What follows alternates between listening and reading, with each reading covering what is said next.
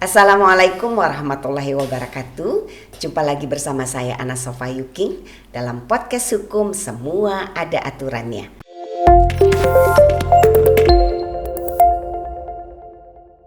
Hari ini kita akan membahas terkait dengan isu yang lagi heboh, lagi viral. Kampus ya, dalam hal ini yang sudah kita tahu di media adalah ITB yang menawarkan fasilitas pinjaman online bagi mahasiswa untuk membayar UKT. UKT itu adalah uang kuliah tunggal atau yang selama ini kita kenalnya ya uang kuliah saja gitu ya. Jadi sekarang orang menyebutnya dengan UKT atau uang kuliah tunggal. Nah, kita akan membahas ini secara tuntas ya, bukan hanya soal pinjolnya saja, tapi juga solusinya bagi para mahasiswa. Dan sudah hadir bersama saya seorang guru besar, Masya Allah. Beliau adalah profesor yang mengabdi di Universitas Islam Negeri Jakarta, dan beliau adalah salah seorang pakar di bidang ekonomi syariah atau perbankan syariah. Assalamualaikum warahmatullahi wabarakatuh. Waalaikumsalam. Selamat sore, Prof.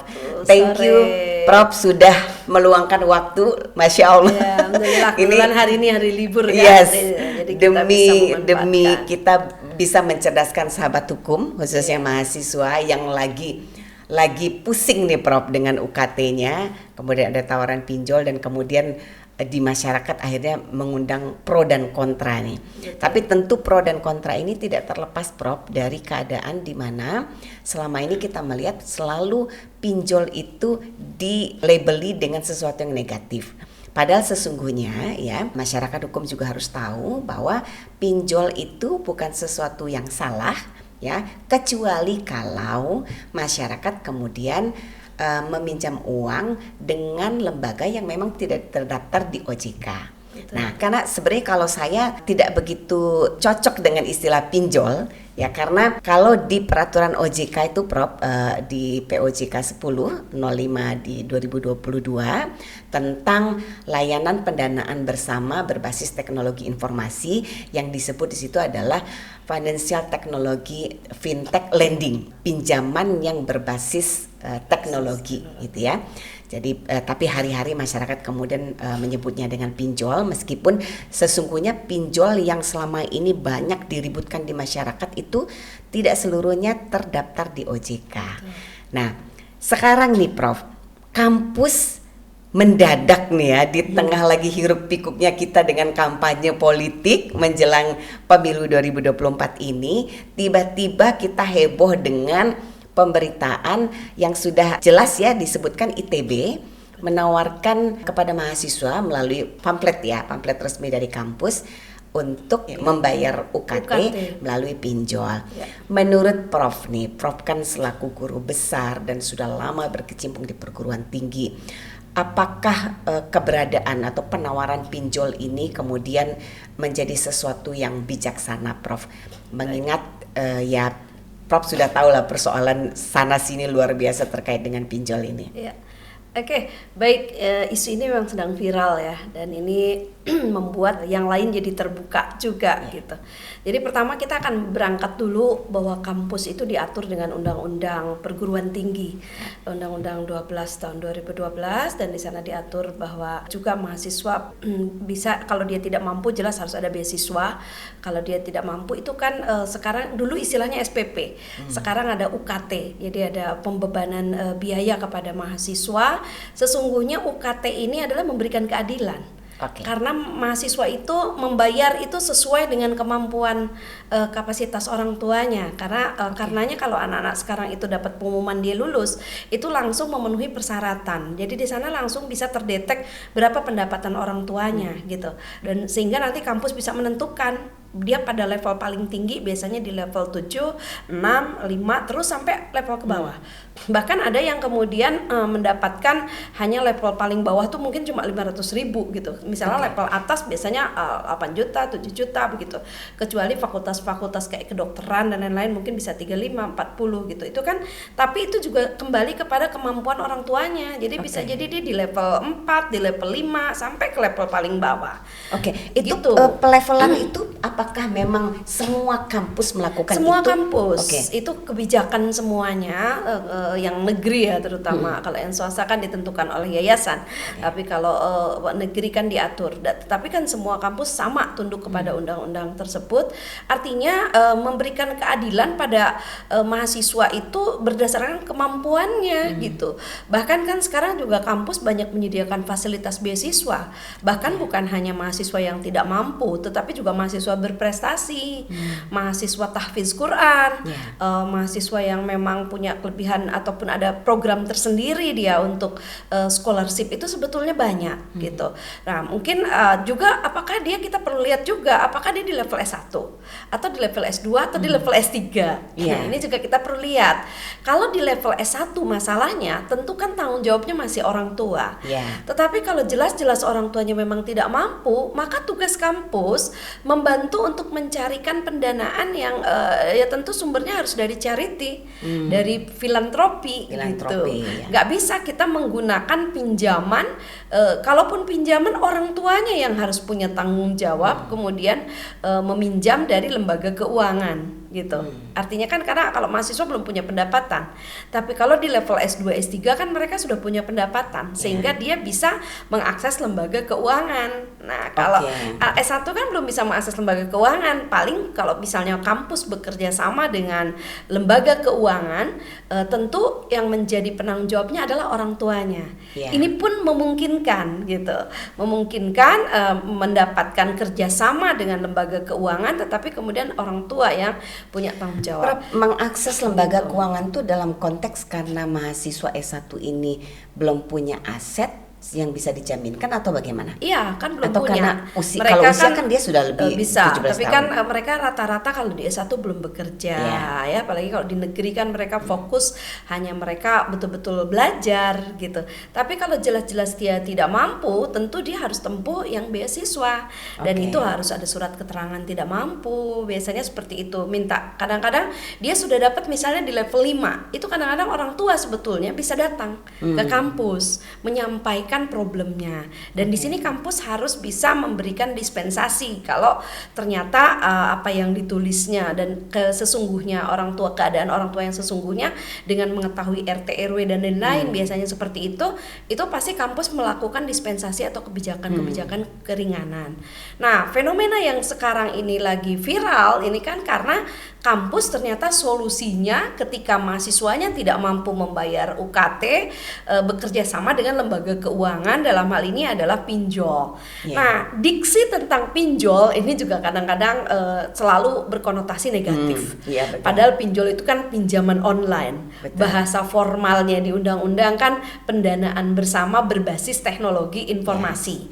Undang-undang yang sebelumnya itu bunyinya Undang-Undang Nomor 77 sebelum yang 10/2022, sebelumnya Undang-Undang 77 itu tentang layanan pinjam meminjam berbasis teknologi informasi. Lalu diubah dengan Undang-Undang POJK 10/2022, pendanaan bersama berbasis teknologi informasi. Yang kita kenal berikutnya adalah fintech financial technology. Di situ ada P2P lending. Ada juga crowdfunding. Ada dua model ya. Kalau P2P lending dari satu pihak mendanai satu pihak kepada satu proyek. Kalau crowdfunding, dana dari sekian orang bergotong royong mendanai satu proyek. Ini bisa bentuknya sosial seperti ada di media yang memang menghimpun charity dengan crowdfunding, itu sosial, tapi bisa juga untuk kepentingan bisnis gitu. Nah, di Indonesia financial technology ini sesungguhnya kalau dia legal, artinya legal mendapatkan izin dari OJK, badan hukumnya perusahaan, tentu badan hukumnya bisa PT, bisa juga koperasi atau bisa juga badan hukum yang lain yang legal secara hukum, dan kemudian mendaftarkan ke OJK untuk mendapatkan izin dalam mengembangkan produk P2P lending tersebut. Sepanjang itu legal, tentu berada dalam pengawasan OJK. Dan ini tidak masalah gitu sebetulnya gitu. Cuma ada yang konvensional dan ada yang syariah. Nah, fenomena yang banyak di masyarakat ini banyak pinjol-pinjol yang tidak berizin. Nah, pinjol-pinjol yang ilegal. Bisa pakai badan hukum koperasi atau PT. Kita bicara izin tidak berizin. Kalau yang kita ketahui yang ditawarkan oleh ITB ya, salah satu contoh ITB ya. Iya. ITB itu Dana Cita ya.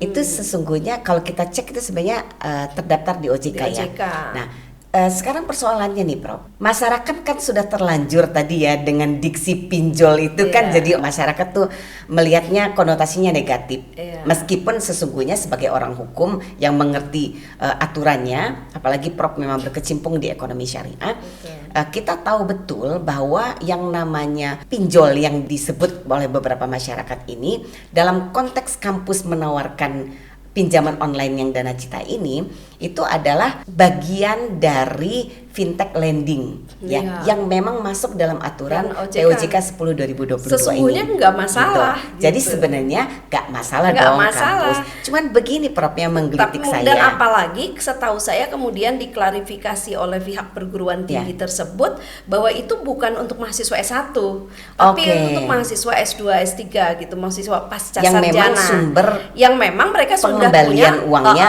pengembalian ada, uangnya ada. Tetapi kan yang pinjol-pinjol ini kan kalau konvensional tentu berbasis kepada bunga. Iya. Nah, bagaimana pembebanan bunganya itu bisa rendah ya. Tapi tentu kalau kita yang bergerak di syariah, kita menginginkan financial teknologi ini berbasis syariah. Betul. Dan ini sudah ada fatwa DSN MUI-nya loh. Kita lupa ya nomor fatwanya, nanti bisa dicek. Tapi sudah ada layanan pembiayaan karena nggak boleh pakai simpan pinjam bersama berbasis syariah. Layanan pembiayaan pendanaan bersama berbasis teknologi syariah. Ini ada kalau kita di bicara dalam ekonomi syariah. POJK 10 itu POJK sebenarnya masuk 10 dalam ada itu ya. dan ditambah di fatwa MUI-nya juga ada. Oke. Jadi dan di Indonesia sekarang sudah lebih dari kurang kalau nggak salah 7 ya. Ada Amanah Fintech, ada Hijrah, ada banyak sekali nama-nama fintech etis segala macam. Saya kira yang syariah sekarang sudah banyak berkembang. Sesungguhnya tidak masalah sebetulnya kampus itu mempunyai solusi bekerja sama dengan lembaga keuangan. Apakah itu perbankan ataukah dalam bentuk fintech yang berbasis teknologi tadi. Hanya pembebanan marginnya atau bagi hasilnya mungkin perlu ada special treatment yang rendah. Karena kita lihat kan kalau di POJK itu ada maksimum pengenaan bunga ya. Sudah diatur sesungguhnya, tapi mungkin perlu ada pengaturan khusus nih. Kalau untuk lingkungan kampus khususnya untuk dikonsumsi oleh mahasiswa, tentu harus ada treatment khusus ya, mestinya gitu ya terkait itu. Itu nanti sebenarnya begini Prof, legal selesai dong. Tapi ada yang menggelitik saya nih Prof ya. Perguruan tinggi nih kampus kan sebenarnya tunduk pada Undang-Undang Nomor 12 Tahun 2012 tentang perguruan tinggi.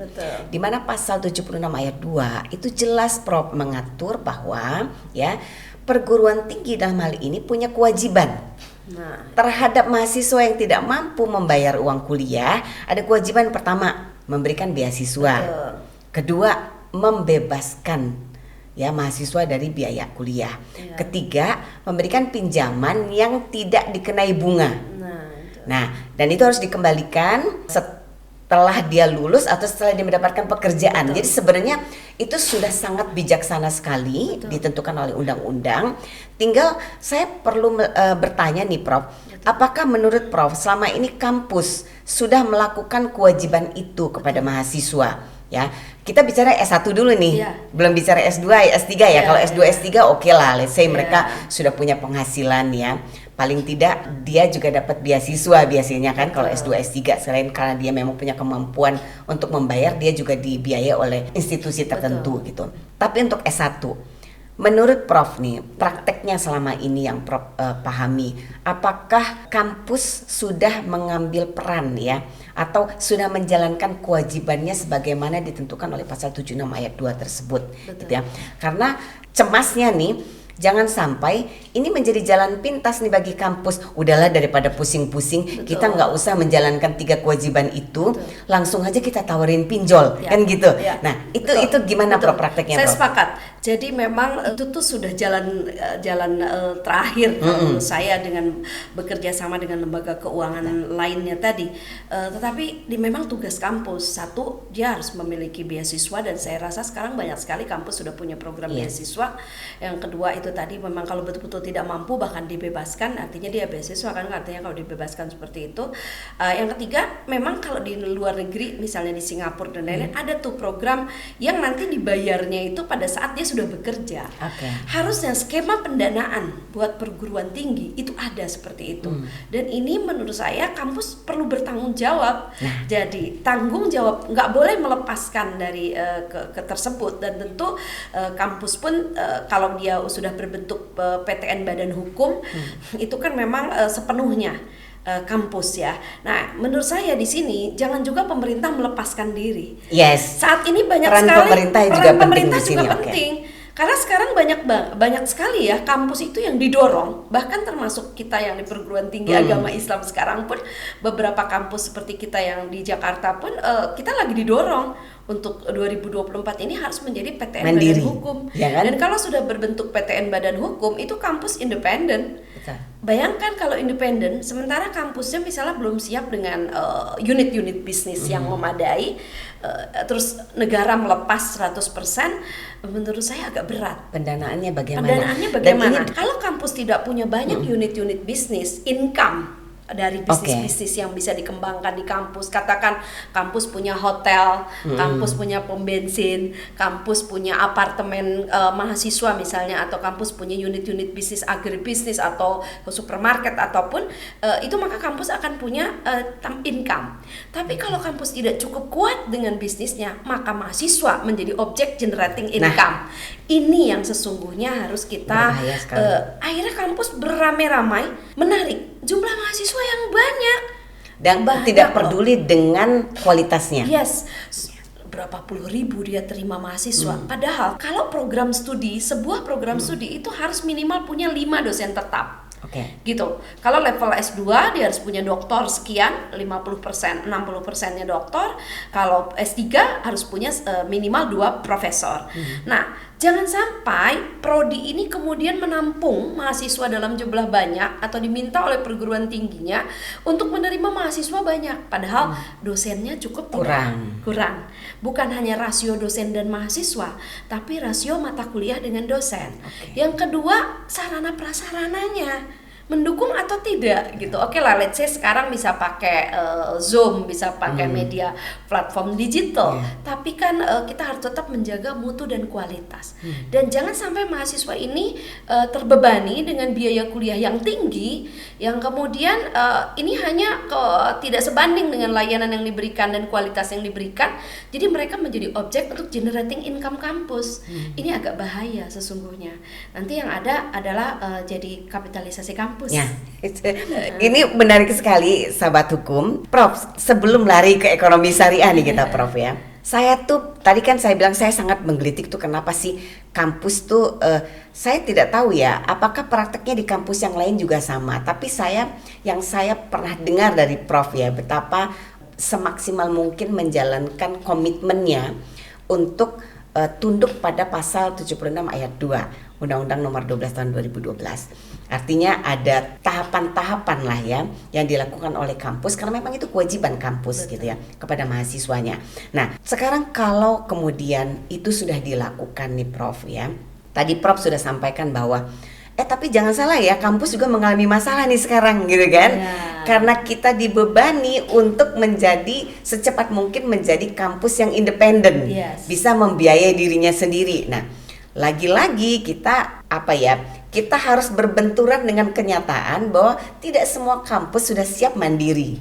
Ya kan? Nah, pada saat kampus itu tidak siap mandiri, dia harus tunduk pada pasal 76 ayat 2 ya. Tapi kan tidak mungkin dong semua kampus itu punya kemampuan untuk menjalankan kewajiban itu terhadap semua mahasiswa yang kurang mampu. Ya kan? Tentu kadang-kadang ya jumlah mahasiswa kurang mampu itu tidak sebanding dengan kemampuan kampus untuk memenuhi kewajibannya, memberikan fasilitas itu. Lalu kemudian datanglah yang namanya tawaran lain, ya kan? Nah, kita belum lari ke pinjol nih, Prof. Pada prakteknya, Prof, saya ingin bertanya nih, Prof kan yang termasuk sangat aktif di perguruan tinggi. Apakah ada solusi lain nih, Prof? Sebelum kita nanti lari ke pinjol nih, ya kan? Kan kalau pinjol sebenarnya kan ini kan baru ya, Prof. Jadi kan fintech lending itu sebenarnya barang yang bukan dari sejak zaman dahulu kala. Nah, tapi perguruan tinggi selama ini ya, dengan keadaan di mana kebutuhan mahasiswa yang kurang mampu jumlahnya banyak, dengan kemampuan kampus untuk memenuhi kewajiban pendanaan itu tidak sebanding. Betul. Maka kemudian harus ada jalan keluar dong. Betul. Nah, prakteknya di perguruan tinggi yang Prof pahami selama ini apa sih, Prof? Sebelum kita lari ke pinjol nih, Prof. Betul. Selama ini kebetulan kalau di kampus kami tidak ada kerjasama dengan lembaga keuangan itu. Selama ini kalau ada mahasiswa, satu memang ada program yang UKT paling rendah, yaitu paling bawah, cuman berapa ratus gitu. Terus juga ada program beasiswa prestasi, ada beasiswa, ada kartu KIP juga. Itu sangat membantu juga. Kemudian ada juga beasiswa dari lembaga zakat, ada juga dari CSR.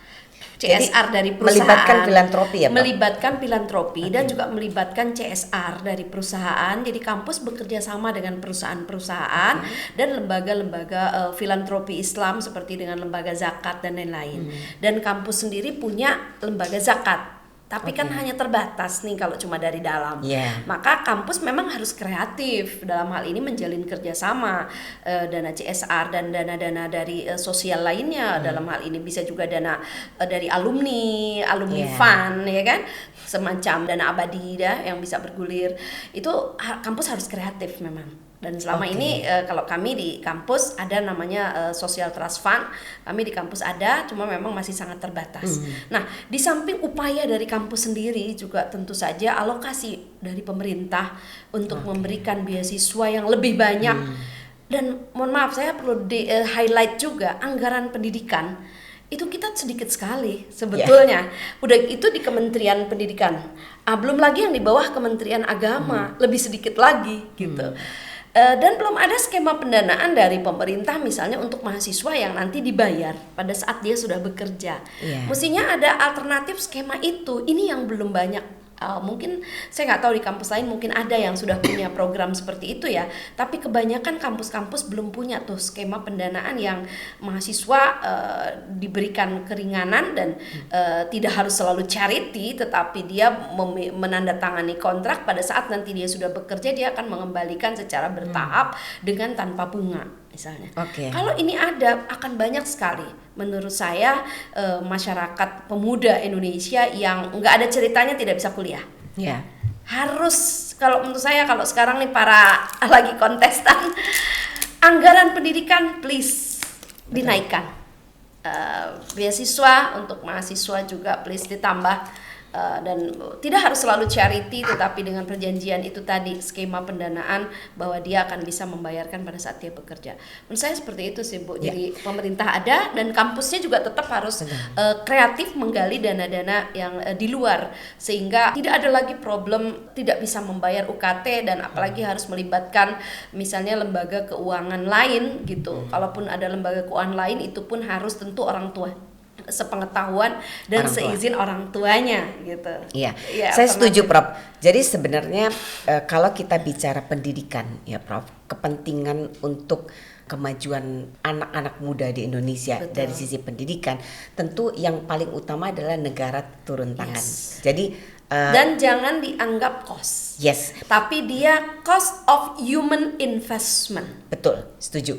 Jadi pemerintah dalam hari ini khusus buat para paslon nih ya, kita punya 3 paslon ya. Mohon diperhatikan nanti kalau seandainya menjadi presiden terpilih ya, yang utama juga harus diperhatikan adalah negara harus turun tangan untuk mengatasi mahasiswa-mahasiswa kita yang tidak memiliki kemampuan untuk membayar kuliah. Ya, karena ini kewajiban negara sesungguhnya untuk mencerdaskan bangsa. Jadi saya setuju tadi, Prof, ini bukan cost. Jadi jangan negara menganggap ini sebagai beban gitu. Karena sebenarnya ini investasi juga buat negara. Kalau negara mampu mendidik mahasiswanya dengan baik, ya kan, lalu kemudian pemuda-pemudanya tumbuh menjadi generasi yang cerdas, generasi yang mumpuni, menguntungkan juga buat Indonesia gitu ya. Karena ke depan kita akan memiliki pemimpin-pemimpin yang memiliki kemampuan bukan hanya standar di skala nasional tapi juga skala internasional. Saya setuju itu, Prof. Betul. Jadi kampus, Prof inginnya jangan dituntut kampus hanya untuk mandiri, ya kan? Tapi juga negara harus turun tangan, mengalokasikan dana yang cukup besar untuk mahasiswa-mahasiswa kita. Bukan hanya mahasiswa tapi pelajar-pelajar kita juga gitu. Artinya tidak ada alasan untuk orang karena tidak mampu tidak belajar. Kemudian tidak sekolah. Tidak sekolah Ya atau kan? tidak kuliah. Jadi sebenarnya per hari ini ya Prof, apalagi kalau kita bicara tadi Prof sempat mention tentang filantropi, lembaga filantropi. Begitu banyaknya lembaga filantropi, dana-dana CSR juga banyak sekali. Perusahaan di Indonesia itu bahkan menyumbang pajak yang luar biasa. Betul. Ya kan? Nah, kalau itu kemudian dialokasikan untuk pendidikan, sebenarnya tidak ada cerita lagi kita yang tidak sekolah ya, Prof. Betul. Jadi sebenarnya pendidikan, apalagi kalau 1 sampai 9 kita sudah tahu itu gratis, ya kan? Itu dia, makanya kenapa ada leveling. UKT ini kan leveling kemampuan yang memang kalau orang tuanya mampu juga tidak boleh kemudian pura-pura tidak mampu. Artinya purmis ya, iya, Bro. dan biarkan kalau memang dia mampu ya dia membayar gitu sesuai dengan levelingnya gitu. Tapi untuk yang tidak mampu ini yang kita perlu carikan solusinya gitu. Iya. Dan mungkin juga begini, Prof. Kadang-kadang di kampus khususnya perguruan tinggi negeri ya, Prof. Pernahkah terpikirkan untuk subsidi silang? Jadi orang tua mahasiswa yang memiliki kemampuan lebih, mungkin sebenarnya mereka mau, Prof, tapi mungkin selama ini tidak ada yang menawarkan programnya, ya kan? Programnya orang tua asuh. Yes. Jadi satu orang tua menjadi mahasiswa. Orang tua asuh satu mahasiswa. Betul. Misalnya. Itu saya kira juga satu alternatif. Nah, di beberapa sekolah dan beberapa perguruan tinggi itu sudah ada juga begitu. Itu bagus juga. Satu bisa dari alumni, betul, atau dari orang tua mahasiswa juga yang mampu. Saya kira sih itu, jangan dulu langsung dengan lembaga keuangan solusinya, tapi coba cari dulu alternatif. Banyak sebenarnya alternatif ya, Prof.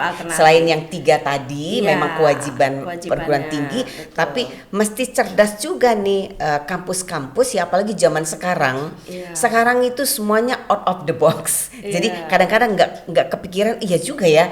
Jadi kreativitas kita untuk mendapatkan pendanaan itu sebenarnya perlu juga untuk ditingkatkan ya, Prof. Betul. Jadi mungkin nanti harus ada pendidikan atau workshop khusus kepada perguruan tinggi, khususnya marketingnya gitu ya, untuk supaya bagaimana membuat program-program pendanaan yang lebih berbasis kepada seperti prinsip tolong menolong gitu, Prof. Ya kan? Sebenarnya di negara kan sekarang sudah ada juga LPDP. Ya, dana LPDP. untuk pendidikan, dan sekarang banyak sekali alhamdulillah itu oleh Ibu Menkyu luar biasa, sebetulnya besar sekali. Dan itu banyak sekarang mahasiswa Indonesia yang keluar negeri, yang juga bisa lanjut studi lanjut baik di dalam maupun di luar negeri, sekarang relatif sebetulnya banyak. Tapi kan itu yang bisa mengakses hanya yang katakan TOEFL-nya tinggi, yang berprestasi. Nah, bagaimana dengan anak-anak yang pada level biasa-biasa saja, tapi bukan berarti tidak punya kemampuan untuk belajar, tapi terus orang tuanya kebetulan tidak mampu. Ini yang level ini yang juga lebih banyak jumlahnya, yang harus kita pikirkan beragam alternatif pendanaan. Walaupun kemudian nanti misalnya pun harus dengan lembaga keuangan, ya kita harus masuk sekarang bagaimana bahwa lembaga keuangan syariah itu juga bisa masuk di sini. Nah, kalau kita bicara lembaga keuangan syariah itu bisa pakai skema QORT. Ya, Qard Al Hasan. Tolong menolong. Ada 2. Kalau Qard Al Hasan itu sumbernya dari dana zakat. Tapi kalau sumbernya dari dana bisnis itu Qard, dana talangan. Dana talangan. Yes, dana talangan yang nanti dia dibayar pada saat dia nanti udah bekerja atau pada saat dia sudah punya kemampuan, atau orang tuanya nanti prinsipnya pada saat sama ya, Prof, nggak ada bunga ya? Nggak ada bunga, hanya pinjaman, dan itu bisa bergulir, sudah lunas bisa digilir ke yang lain lagi, begitu revolving fund itu bisa seperti itu. Atau juga bisa pakai kalau skemanya ini biasanya orang tuanya. Jadi kalau kami di kampus punya koperasi syariah. Nah itu saya pingin ada. Prof berbagi nih Prof Ya. ya, berbagi pengalaman kepada perguruan tinggi lain Prof. Ya. Karena saya pernah mendengar tuh Prof, kampusnya Prof itu ada Ya. namanya koperasi, Ya. ya berbasis syariah. Selama ini praktek itu sangat efektifkah Prof untuk menjadi solusi pembiayaan pendanaan mahasiswa-mahasiswa? Betul, itu ada beberapa orang tua yang itu langsung memang harus orang tuanya kan yang mengajukan pendanaan ke kami. Oke. Ataupun kalau mahasiswa udah beberapa mahasiswa S3, S2, S3 yang kita tolong dengan mendapatkan pendanaan dari kita. Itu kalau syariah kita bisa pakai akad ijarah multi jasa. Oh, ijarah multi Karena yang jasa. kita bayarkan adalah paket pembiayaan dia belajar. Ya, oke. Maka itu ijaroh. Jadi dia Dianggap hanya jasa ada ya? ujroh. Ujroh atau fee-nya itu ya kecil saja gitu. Nah, pada saat dia udah selesai atau orang tuanya mencicil dalam waktu 1 tahun.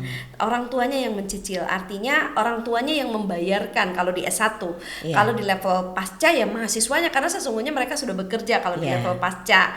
Kalau misalnya tidak dapat beasiswa, dia sudah bekerja tapi dia tidak liquid saat itu, sementara dia udah harus bayaran UKT. Nah, makanya kemudian dia bisa datang ke lembaga seperti Koperasi Syariah kami, dan itu tidak dengan charity, tetapi bisa kita gunakan akad ijarah multi jasa. Jadi ada ujrohnya tapi kecil, tidak besar. Nilainya berapa Prof ujrohnya? Jadi supaya sahabat hukum atau mahasiswa di luar sana mengerti. Jadi ada yang namanya dana talangan, ada juga. Jadi ada Qardul Hasan, Qardul itu Hasan, sumbernya dana oke. zakat. Oke. Kalau ini memang untuk yang tidak mampu, Ya. jadi kita carikan sumber dana zakat. Ada namanya Qard. Kalau Qard ini sumbernya dananya bisnis tapi talangan. Oke. Dia wajib mengembalikan tetapi tidak ada tambahan apapun. Oke. Atau pada level misalnya orang tuanya masih punya kemampuan tetapi tidak punya liquid dana saat itu harus membayar, atau dia mahasiswa yang sudah bekerja di level mungkin S2, S3, dia bisa mendapatkan pembiayaan ijarah multi jasa. Ijarah Dengan, multi jasa. ujroh Jadi- yang kecil aja. Nah, ujrohnya berapa sih Prof? Relatif, Relatif ya. ya paling ya Tapi yang di bawah 1% lah mungkin ya, seperti Oh, itu. oke. Kalau ujroh itu kan seperti margin ya, Iya. jadi dia boleh prosentase gitu. Oke, tapi itu Karena- sudah ditentukan di depan sehingga kemudian mahasiswa Iya. sudah bisa berhitung nih. Betul. Ya nggak ada kemudian tiba-tiba bunga membengkak, ada denda segala Nggak ada. macam. Kalau nggak syariah ada. kan tidak ada Ya. bunga berbunga, apalagi karena kita menggunakan akad syariah sehingga kita bisa membebankan ujroh. Tapi lagi-lagi ini kalau dia punya kemampuan ya, Ya. artinya dia punya jaminan, dia apakah orang tuanya ataukah mahasiswanya itu sendiri yang sudah bekerja, ini bisa kita berikan dengan pola ijarah multi jasa tersebut. Oke. Gitu. Intinya sebenarnya boleh meminjam ya, tapi pikirkan juga cara pembayarannya. Betul. Ya kan?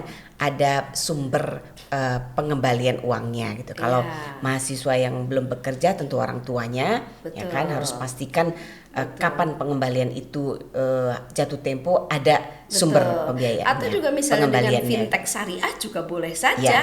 Jadi tidak kemudian kita tidak mengatakan ini keliru juga kalau kampus bekerja sama dengan lembaga keuangan financial teknologi, dan kalau apalagi dia syariah dan dia mendapatkan izin dari OJK, sesungguhnya tidak masalah juga, tetapi dengan lagi-lagi dengan level ujroh yang ringan begitu dan Jadi terjangkau. sebenarnya gini, kalau kita mau jujur ya Prof, Ya. sebelum kampus itu memutuskan menawarkan kepada mahasiswa fintech lending ini, ya tentu kewajiban-kewajiban tadi sudah dilakukan. Ada analisis Dan- kategorisasinya dulu. Betul. Lalu kalau dia sudah menawarkan fintech lending pun harusnya ya, kalau pandangan saya ya Ya. Prof, karena ini adalah untuk kepentingan mahasiswa ya, pendidikan, harusnya kampus lebih selektif lagi mengutamakan memilih fintech syariah. Yes. Kenapa? Karena mahasiswanya tidak terbebani dengan bunga, Ya. tidak terbebani dengan denda. Ya. Kan begitu mestinya ya, kalau kita mau bijaksana. Oke, seru ya Prof, kita ngomongin fintech lending. Ada sebenarnya saya tuh orang-orang kan selalu bilang pinjol. Iya. Selalu kalau pinjol itu kan konotasinya diksinya kan negatif. gitu. Betul.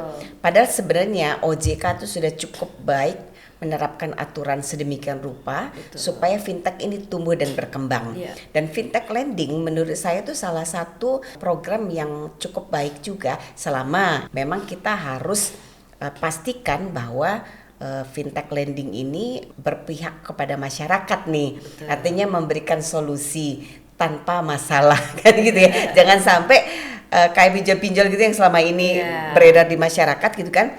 Dia memberi solusi hari itu tapi kemudian menimbulkan masalah di kemudian hari yang kemudian kadang-kadang berakhir pada kematian. Betul. Banyak mahasiswa bunuh diri. Betul. Ya kan gara-gara. Dan ibu rumah tangga juga. Yes. Gara-gara terlilit hutang. Betul. Nah, sekarang Prof terkait fintech lending yang berbasis syariah. Nah, saya melihat nih Prof, karena Prof kan adalah pakar ekonomi syariah gitu, dan saya juga sangat concern ya, betapa saya sangat mengagumi yang namanya fintech syariah. Kenapa? Karena menurut ukuran saya ya, mestinya manusia-manusia yang berpikir, manusia-manusia yang bijaksana, tentunya tidak ada kata lain selain memilih fintech syariah, ya. Bukan karena lembaga keuangan syariah, bukan karena kata syariahnya, tapi karena memang di dalamnya ada ketentuan-ketentuan ya yang memang menurut ukuran saya tidak membebani masyarakat, gitu. Nah, masyarakat perlu tahu nih Prof, khususnya mahasiswa, karena mahasiswa juga mungkin tidak banyak mahasiswa yang paham betul ya bahwa sesungguhnya di tengah maraknya pinjol yang menyebabkan kemudian masyarakat harus larut atau masuk dalam persoalan-persoalan yang bahkan berakhir dengan kematian, sebenarnya ada loh ya kan solusi bagi kesulitan ekonomi dengan fintech lending yang berbasis syariah. Nah, Prof, mungkin Prof bisa menjelaskan secara detail ya Prof, supaya sahabat hukum di luar sana khususnya mahasiswa memahami dengan betul sehingga kemudian mereka punya pilihan-pilihan untuk menyelesaikan persoalan keuangannya. Ya. Baik, jadi sekarang kan kita tadi dari awal kita sudah bilang bahwa Indonesia sekarang atau kita semua saat ini sudah menghadapi era revolusi industri 4 dan society 5 gitu, sehingga teknologi informasi tidak bisa kita lepaskan atau kita tidak bisa nafikan ya, termasuk dalam lembaga keuangan. Kehadiran lembaga keuangan sesungguhnya adalah sebagai mitra untuk orang yang memerlukan pendanaan untuk kepentingan produktif ya, belajar juga termasuk kepentingan produktif. Nah, saat ini memang banyak sekali beredar di masyarakat istilah pinjol yang kemudian jadi negatif karena banyak berbaju lembaga keuangan tetapi tidak legal, tidak mendapatkan izin dari OJK, tapi sesungguhnya ini adalah praktek ribawi, rentenir dengan berbaju teknologi. Dan itu rentenir digital rentenir digital, dan itu banyak sekali jumlahnya. Bahkan ribuan pinjol-pinjol ilegal oleh OJK sudah ketika ketahuan dapat laporan ke OJK itu langsung dibredel, langsung ditutup begitu. Ataupun udah dapat izin tetapi dalam prakteknya misalnya tidak sesuai, OJK ketat. Dalam hal ini memang OJK perlu bekerja lebih ekstra dan juga diberikan ruang buat masyarakat melakukan pengaduan. Ada perlindungan konsumen, masyarakat bisa mengajukan juga kalau melihat fakta di lapangan ternyata ini adalah praktek-prakteknya cara-cara yang seperti rentenir atau ribawi seperti itu, dan masyarakat pun harus diberikan edukasi atau literasi tentang financial ini, tentang literasi keuangan. Itu satu dulu. Nah, banyak sekali, jadi ada pay letter, bahkan ada juga yang hanya dengan berbekal KTP dia bisa dalam berapa menit dia sudah mendapatkan pendanaan, tapi habis itu dia tidak mampu bayar, bunganya gila-gilaan, bahkan bunga berbunga, kadang-kadang pokok dengan bunganya jauh lebih besar bunganya. Betul. Inilah yang menjerat dan inilah yang harus diwaspadai, dan seharusnya ini tidak terjadi, tapi faktanya itu banyak. Untuk itu masyarakat harus tahu bahwa lembaga keuangan ini tentu harus berizin, dan itu memang ada. Dan kalau kita berbicara sekarang financial teknologi di Indonesia bukan hanya konvensional, tetapi financial teknologi yang syariah pun sudah dibolehkan, baik secara legalitas OJK dan juga fatwa DSN MUI-nya sudah ada. Nah, apa bedanya kalau financial teknologi ini kan sebetulnya peer to peer lending ya, artinya ini ada satu pembiayaan, ini akadnya kalau di syariah itu wakalah bil ujroh. Jadi platform, katakan ini handphone, di sini ada platform digital, ini hanyalah sebagai media, platform gitu. Tapi ini fungsinya adalah mempertemukan antara yang pemilik dana dengan si orang yang memerlukan dana. Nah, kalau istilah di syariah kenapa nggak istilahnya pinjaman, tapi istilahnya pembiayaan? Ini bedanya konvensional. Jadi kalau di konvensional pinjam meminjam. Kalau di syariah tidak ada istilah pinjam meminjam, tapi yang ada adalah pembiayaan dari satu orang membiayai suatu orang yang memerlukan kebutuhan usaha. Ini namanya sohibul mal gitu ya. Kemudian di sini mudharib. Ini bisa menggunakan dengan fintech ini adalah pakai akad wakalah bil ujroh.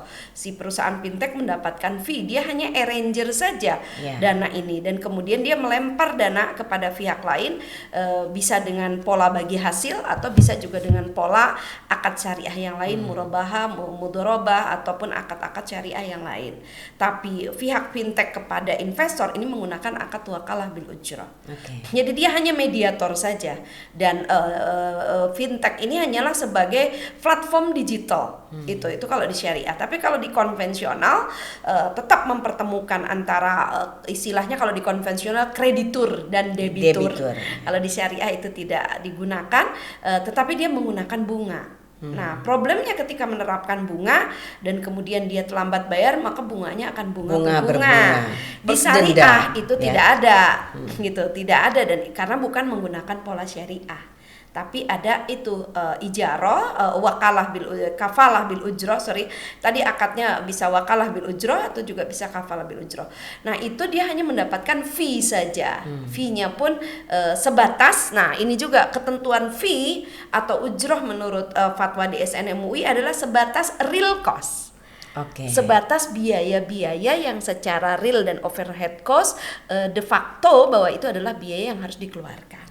Prof, terkait dengan pembiayaan kuliah nih, kalau mahasiswa nih Prof, dalam konteks pembiayaan nih untuk membayar UKT, apakah perlakuannya sama Prof mengenai jaminan-jaminannya itu? Adakah treatment khusus nih Prof untuk mahasiswa nih? Ya. Kalau mahasiswa dan itu pinjamannya adalah misalnya pinjaman bisnis, sekali lagi kita harus lihat kategorisasi. Itu yang paling penting. Kategorisasinya apakah memang betul-betul tidak mampu? Itu tentu bukan lembaga keuangan solusinya. Solusinya adalah lembaga zakat, lembaga charity. That's it, gitu. Tapi kalau dia punya kemampuan dan orang tuanya mampu, cuma orang tuanya sedang tidak liquid dana pada saat dia harus membayar, maka dibutuhkan dana talangan dong. Tapi bukan berarti tidak mampu, orang tuanya masih punya jaminan, masih punya aset, tapi tidak liquid, maka dia bisa bekerja sama dengan lembaga keuangan. Tapi tentu orang tuanya, kalau mahasiswanya nggak akan diterima, tidak akan diterima oleh lembaga keuangan karena dia tidak punya pendapatan, dia juga nggak punya jaminan. Tetap karena lembaga keuangan kalau bicaranya ini bisnis, adalah lembaga keuangan bisnis, kan ini sumber dananya dari pihak ketiga dong, dan ini kan tidak boleh terzolimi, mereka juga harus mendapatkan bagi hasil, gitu. Tapi lagi-lagi kalau dia tidak mampu, ya solusinya bukan lembaga bisnis, solusinya adalah lembaga charity, lembaga zakat dan wakaf. Tapi kalau orang tuanya mampu tapi tidak liquid dan membutuhkan pendanaan, ini bisa bekerja sama dengan lembaga keuangan, tetapi tentu dengan margin yang kecil sekali, yang tidak membebani atau memberatkan. Bahkan bagus lagi kalau misalnya negara sebagai penjaminnya. Negara sebagai penjamin. Itu juga bisa tuh. Di luar negeri, Prof pernah mendengar nggak sih Prof kalau pembiayaan kuliah ini, kemudian negara turun sebagai penjamin? Ada di beberapa, tapi bukan dalam konteks kuliah ya. Yang saya tahu dalam konteks pembiayaan kepada kelompok UKM masyarakat misalnya. yang tidak mampu, misalnya UKM di Bangladesh misalnya ada, atau di negara lain itu dijamin oleh pemerintah. Kan sebetulnya ada perusahaan penjaminan pembiayaan. Jadi fintech sekalipun Bu itu bekerja sama dengan lembaga penjaminan pembiayaan. Dan kebetulan saya juga salah satu dewan pengawas syariah di salah satu lembaga penjaminan syariah. Nah, ketika orang mendapatkan pembiayaan dari lembaga keuangan, maka satu diproteksi oleh asuransi. In case dia meninggal dia lunas, dan in case dia prestasi dalam pengertian dia di PHK atau dia tidak punya pendapatan, maka itu bisa diproteksi oleh perusahaan penjaminan pembiayaan. Jadi yang dijamin bukan orangnya tapi pembiayaannya itu sendiri. Nah, perusahaan ini mestinya punya pemerintah ya, Prof? Kalau di luar negeri, punya di pemerintah. Jepang, Korea dan Yes. lain-lain, itu lembaga penjaminan itu adalah pemerintah Ya. dan tujuannya adalah membantu kelompok yang tidak mampu. Betul. Nah, ibu karena bertanya begitu, itu pas banget. Di kita nih, ini yang agak di Indonesia mungkin ini juga untuk pemerintah, lembaga penjaminan pembiayaan ini seakan-akan dituntut bisnis. Padahal kalau dia di negara maju ya, Jerman, Korea, Jepang, lembaga penjaminan pembiayaan ini untuk membantu masyarakat supaya mereka tetap bisa mengakses lembaga keuangan, tapi diproteksi atau dijamin oleh perusahaan penjaminan karena mereka nggak punya jaminan. Yeah. Nah, di sini peran lembaga penjaminan pembiayaan juga masuk. Oke, itu Menarik, bagus sekali tuh Prof. betul. Jadi Dan kalau untuk bisnis saja negara mau hadir nih, ya kan, menjamin. Kenapa untuk pendidikan kita tidak mau hadir? Nah, gitu. itu. Nah, ini pemerintah mestinya ya mengambil peran yang lebih besar lagi. Selain memberikan beasiswa tadi, kemudian pemerintah juga harus bisa menjadi lembaga penjamin nih, Yes. ya kan?